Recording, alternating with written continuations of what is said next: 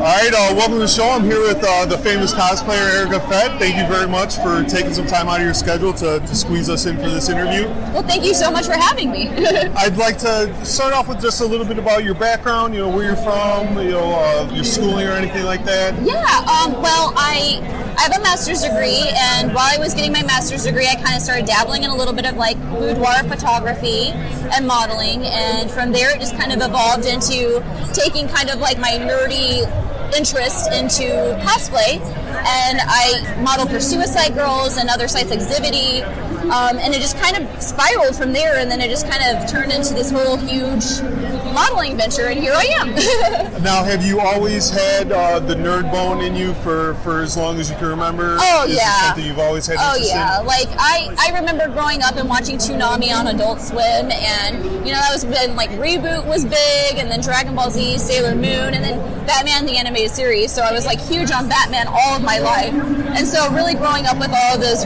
great like Sunday morning cartoons and Toonami, I just kind of like really fell in love with kind of like the nerddom. And then it's just kind of evolved for me into just being my life now. So how long could you say you've been cosplaying actually? Well, I would say I started in probably like 2011. I think the first time I really dabbled in it, I did a set for Suicide Girls. That was a Poison Ivy set. And from there, it just kind of went from me going to conventions like San Diego Comic-Con, New York Comic-Con, and I would just randomly cosplay. And at the time, I didn't realize it was like this entire community of, cosplayers. And I was just like, I like dressing up. And now it's just totally turned into this huge venture. And I'm like, do you enjoy making your own costumes? Do you purchase a lot of them? Or? So it's about, I've made a lot of them. So I like to sew, and I like to craft like Warbla and foam and stuff like that. But with my time constraints lately, it's a little harder to, devote times for big builds. So I find myself kind of like infusing a little bit. If I can buy a majority of it online, and then kind of like if I need to sew or add anything in, it's super easy that way. How long after you started cosplaying would you say it technically became a job for you? Ooh. Well, honestly, like even up until a couple years ago, I was working a normal full-time job, a 9-to-5 job. And, the thing for me was it was hard because I have my master's degree. And so I really wanted to pursue, my master's degree work, like humanitarian work in law.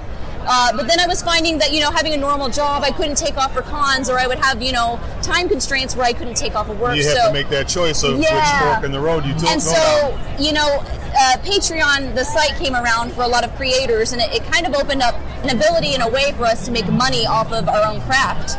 And so I remember just the one day I was like, I think I'm going to quit my job. And it was a really scary thing, but, I did, and I never looked back. And it's been amazing because I get to come to conventions like this and meet amazing people like you. And, it's amazing. It's really fun. Appreciate it. Yeah. As most of your fans would know, you obviously love tattoos and things like that. Yeah. How often would you say you tend to go to the tattoo shop and express yourself that way? Oh, my word. Well, like, the big thing lately is now I'm like, I started getting tattooed when I was 18, so... when you're 18, your interests are a little bit different. So I found myself covering up a couple of my older, some of my older work. And, now tattoos have completely evolved. And now it's like there's insane, amazing artists out there that are just so detailed and it's amazing.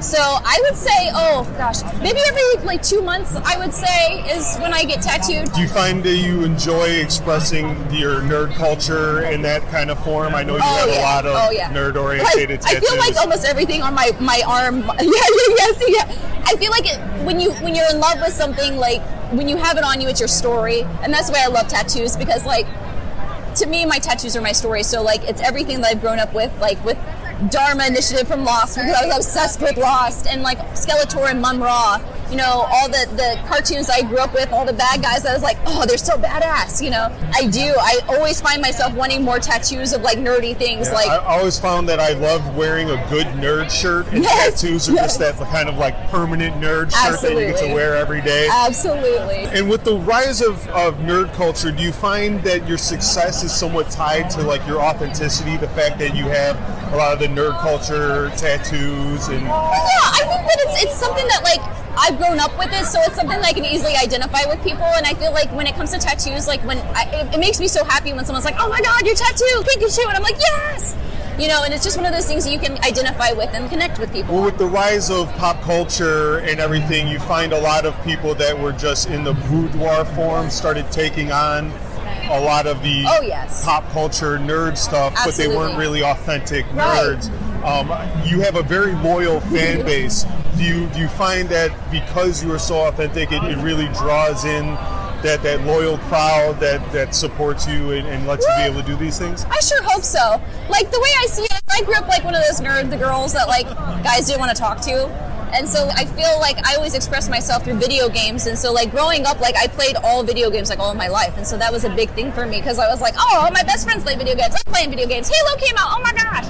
And so like for me, it's just one of those things where that's just who I am. That's how I grew up. But I hope that people like that about me. I don't know. I try to just be I'm me. sure they do. Silly. I'm sure they do. Like the thing is about me is I'm just a silly person. I like make an ass of myself every single day, and I just like to have fun and smile and have a good time. Yeah, exactly. You really Oh do. my gosh, absolutely. So with your busy schedule, all the cons and the cosplay wear and tear, do you ever feel you get a little burnt out? With the hectic schedule.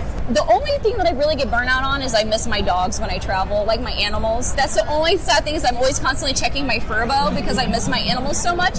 But honestly, like I live for travel. Like I love to experience new things, like as far as food, cities, people, and honestly coming to conventions where I get to meet people. It's one of my favorite things because I get to put a face to like, the person who's been contacting me on Twitter or Instagram, So for me, I love coming to these things because I like the energy at conventions. So as far as burnout, I mean, at the end of the day, I just go to bed at like 9. I'm just an old lady. I was going to add that was my next question. Like, what do you tend to do when you feel that burn coming on? Do you just dive deep into some anime, or do you like to? I'm a workaholic, and like off? the thing is I love what I do. Like I live and breathe all of this. Like this is constantly something that I'm always doing.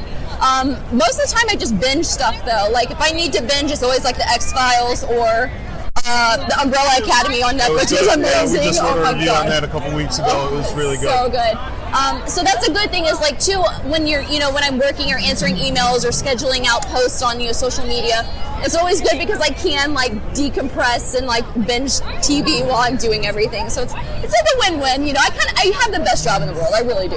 And how do you narrow down your selection from all the different genres? You said you like video games, Yes. you like anime, you like so many things. Yes. How do you condense? Oh my You God. only have 2 days, so you get 2 costumes. How do you look in that suitcase and say this is the one today? I will tell you, I used to go for like the crazy big builds where I was like, yes, I'm going to do this crazy Skeletor build and this crazy armor. And then I was like, oh man, I'm not comfortable. So for me now, a big thing of what I choose to wear at a convention Wearability. is, I want to be comfortable because I'm in it all day.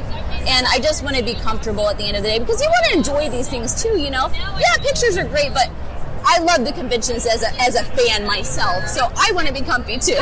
How many cons on an average would you say you do a year? Whew. Some years it's like 7.